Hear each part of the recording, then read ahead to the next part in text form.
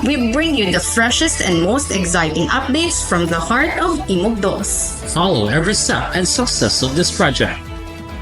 Timog Dos Updates. Ang DPWH South Cotabato 2nd District Engineering Office Maintenance Section ay aktibong lumahok sa simultaneous operation backlash ng campaign materials noong Pebrero 11 taong kasalukuyan. Pinangunahan ito ng Commission of Election, lungsod ng Coronadal, kasama ang DPWH South Cotabato 2nd District Engineering Office, Senro, PNP at Task Force Kaayusan at Kalinisan. Ang operasyon ay sinagawa mula sa Barangay Sarabia hanggang Barangay Morales at Alunan Avenue hanggang Barangay Paraiso, lungsod ng Coronadal. Layunin nitong tiyakin ang pagsunod sa mga regulasyon ng eleksyon, mapanatili ang kaayusan at mapangalagaan ang kalinisan sa mga pampublikong lugar.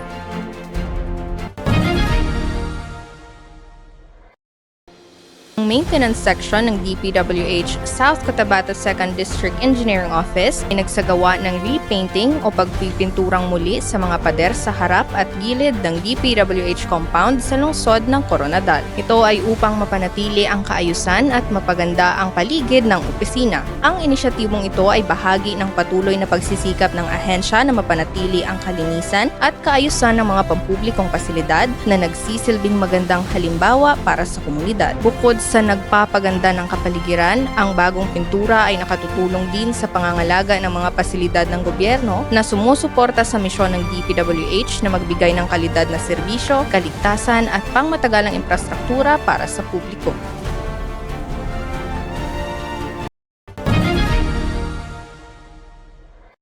The Planning and Design section through the supervision of Engineer Tonina B. Macasayon has already commenced with the conduct of the Roads and Bridge Information Application Survey.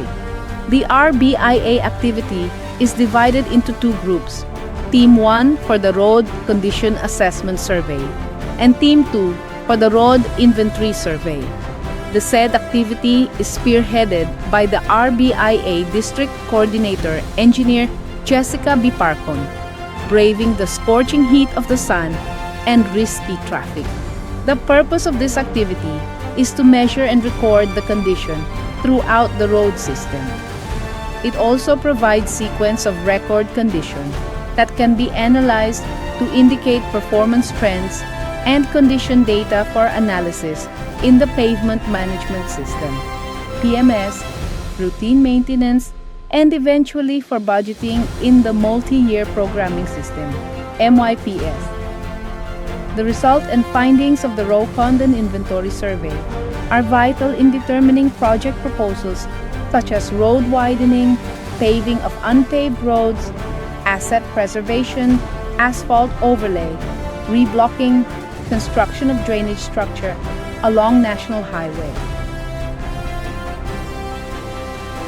While the ROCON and Inventory Survey are ongoing, the third group from the Planning and Design section is also conducting surveys for the fiscal year 2025 projects under GAA 2025 and proposed fiscal year 2026 projects under the Annual Investment Program AIP 2026 of the district, spearheaded by the Head Engineering Surveys and Investigation Unit Engineer Arnel B. Aguariles. Kudos, Team Planning.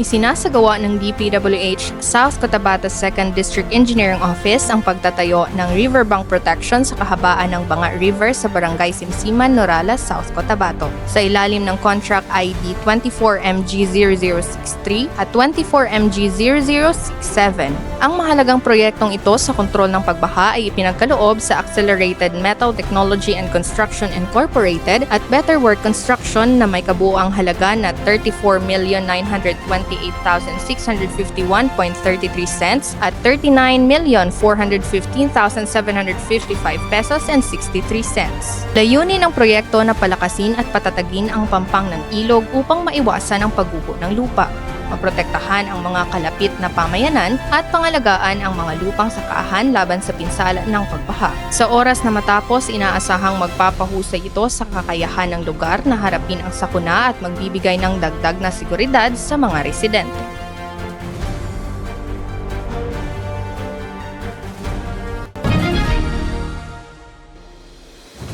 Ipapatupad ng DPWH South Cotabato 2nd District Engineering Office ang pagtatayo ng multi-purpose building sa Barangay Maibo, Tangtangan, South Cotabato sa ilalim ng Contract ID 24MG0131. Ang proyektong ito na may kabuuang halaga na 4,924,906.24 ay pinagkaloob sa BD Builders and Construction Supplies. Ang gusaling ito ay magsisilbing barangay hall na magiging pangunahing lugar sa pamamahala ng barangay at pagbibigay ng serbisyo sa komunidad. Sa oras na matapos, kakatulong ito na sa mas mabilis at mas epektibong pagbibigay ng pampublikong serbisyo para sa mga residente ng Barangay Maibo.